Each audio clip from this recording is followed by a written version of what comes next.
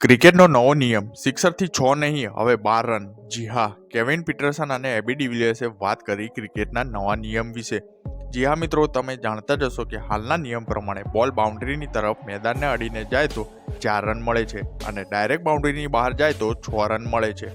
પણ હમણાં કેટલાક એક્સપર્ટ આ નિયમને બદલાવ કરવાની માંગ કરી રહ્યા છે. જેમ કે કેવિન પીટરસને કહ્યું કે 2 વર્ષ પહેલાં મેં કોમેન્ટ્રીમાં ઉલ્લેખ કર્યો હતો કે મને લાગે છે કે જો કોઈ બેટર 100 મીટરથી વધુ સિક્સ ફટકારે તો તે 12 રન મળવા જોઈએ. મૂળભૂત રીતે એવું કહેવા માંગે છે કે સિક્સરનું અંતર 100 મીટરથી વધારે હોય તો બેટરને 12 રન મળવા જોઈએ. આના પર એબી ડિવિલિયર્સે કહ્યું કે સારો આઈડિયા છે, પણ મારી તરફથી હું 2 બાબતો સૂચવવા માંગુ છું. પહેલાં તો 12 રન ખૂબ જ મોટું છે. મને લાગે છે કે 8 અથવા 9 રન સિક્સ તરીકે સારું છે. સીધા 12 રન પર કૂદવું ના જોઈએ.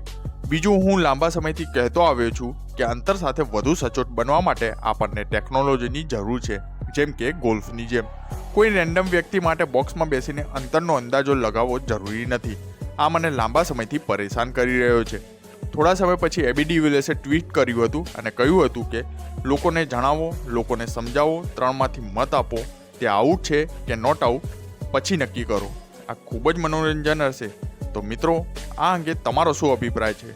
શું તમે એબી ડિવિલિયર્સથી સંમત છો કે પછી કેવિન પીટરસનથી? વિડીયોને લાઇક કરી મને કમેન્ટ્સમાં જરૂર જણાવશો.